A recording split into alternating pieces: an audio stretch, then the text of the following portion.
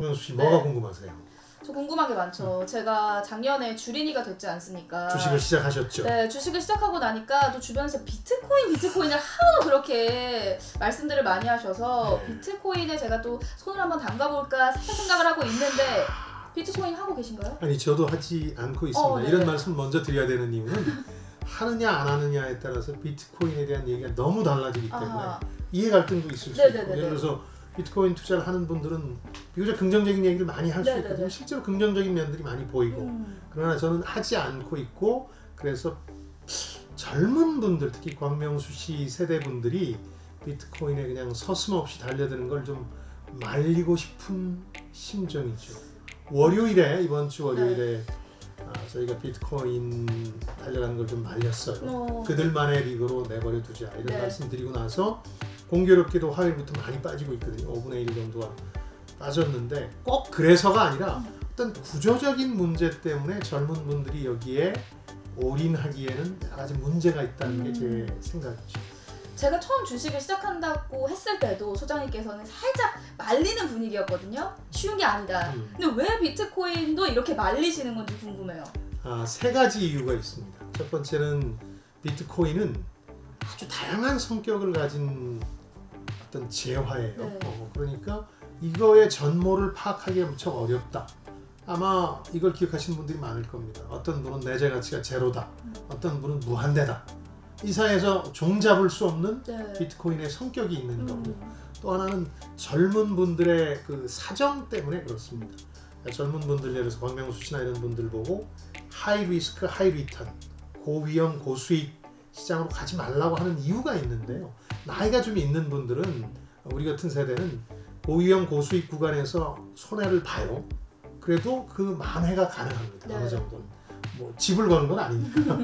그런데 젊어서는 종잣돈이 없잖아요. 없는 상황에서 B2라 그래서 빚까지 끌어안고 하이 리스크 하이 리턴 시장으로 갔는데 손해가 발생하면 만회할 길이 없어요. 그러니까 10년 이상 그 충격이 갈 수도 있어요. 근데 뭐 죄송한 얘기지만 저희가 1,000만 원 잃었다고 10년 충격받지는 않거든요. 저희 세대는. 그래서 젊은 투자자들이 상당히 불리하게 돼 있는 구조이기 때문에 비트코인 같은 하이 리스크 하이 리턴 시장으로 섣불리 가지 말라고 드리는 말씀이거든요. 또 하나는 너무 많은 변수가 있어요. 가격 자체라든가 내재 가치 자체.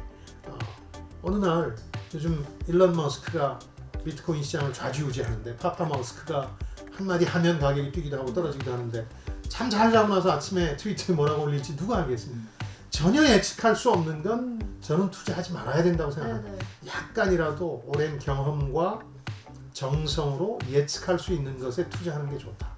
그런 거죠. 그러니까 예측이 불가능하기 때문에 이게 위험하다라고 보면 되는 걸까요? 그러니까 제가 뭐 지금 비트코인 가격이 너무 뛰었기 때문에 하지 말아라 이렇게 드리는 말씀이 아니라 더 근본적으로 세 가지 문제가 있다는 거고요. 그 중에 하나가 예측 가능성이 전혀 없고 또 변동성이 너무 높아졌기 때문에 하지 말라는 말씀이거든요.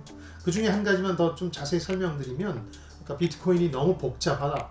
주식도 복잡해 죽겠는데 비트코인은 뭐가 복잡하다는 거냐 이런 질문들도 하시는데 세 가지 성격이 혼재되어 있는 재화예요. 하나는 기술, 블록체인 기술이라는 거 이거는 미래가 밝다고 생각해요. 어떤 시대 흐름과 맞아떨어지거든요. 중앙 집중적인 게 아니라 분산적인 거니까 앞으로 보안이라든가 정보 유출 같은 문제를 감안하면 당연히 기술은 유망한 거고 다른 분야로 퍼져나갈 거고 두 번째는 화폐로서의 가치가 있죠. 이게 돈으로서 거래 수단이 돼야 되는데 이거는 정말 제로에서 무한대까지 최근에 이번 주에 가격 폭락한 데는 머스크의 평가도 있었지만 한국과 미국의 중앙은행장들이 이게 왜 이렇게 비싸야지 하는 의문을 제기한 게 결정타였거든요. 그러니까 중앙은행의 축복을 받아야만 돈이 되는 거예요. 아무나 이건 난 돈으로 쓸래 하고 조개 껍질 갖고 온다고 돈이 되는 게 아니잖아요. 비트코인도 어찌됐든 중앙은행의 축복, 블레싱이라는 걸 받아야 되는데 적어도 주요 국가, 미국이나 우리나라 같은 경우는 당분간은 그걸 해줄 생각이 없거든요. 물론 중국 같은 곳에서는 달러에 대항하기 위해서 이런 디지털 화폐 쪽을 관심을 가지고 기웃거려요. 그러나 아직도 미국이 금융의 중심이기 때문에 화폐로서의 가치는 상당히 불안정하다. 세 번째는 투자 대상으로서의 가치인데 이건 실제 실물 가치와 내재 가치와 투자 대상으로서의 가치는 자꾸 엇나가기도 해요. 지금 뭐 우리 기업들이 그렇게 돈을 버나요? 우리 경제가 그렇게 좋나요? 근데도 주가는 많이 뛰잖아요. 네. 즉 실제 가치가 높지 않아도 가격은 뛸 수 있는데 투자 대상으로선 그래서 천차만별의 평가를 할 수 있는데 아까 말씀드린 것처럼 너무 다양한 사람들이 한마디씩 하고 그게 가격 자체를 움직여 놓을 수 있기 때문에 저는 개인적으로 화폐로서의 가치를 인정받지 못하면 중앙은행이 특히 미국 같은 곳에 인정을 받지 못하면 투자 대상으로서도 한계가 있다고 보는 네. 건데 뭐 3년 전에 비해서 좋아진 여건은 금융기관이라든가 유명한 사람들이 투자하기 시작했다는 정도거든요.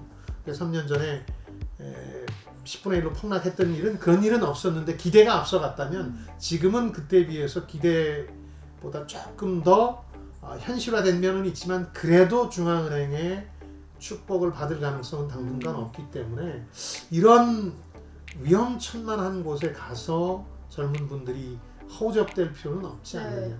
주식이 조정 국면이긴 하지만 길게 보자면 주식은 계속 공부하고 공부한 만큼의 결과도 볼 수 있는 당장 남들이 비트코인으로 얼마 벌었다는 얘기에 혹하시면 안 되는 이유가 구조적으로 그런 문제 때문이다. 말씀해 주신 것처럼 사실 주식 같은 경우는 그 기업에 대해서 공부하면 되고 유망한 업종이 무엇인지 좀 미래를 내다보면서 열심히 공부하면 될 것 같긴 하거든요. 예.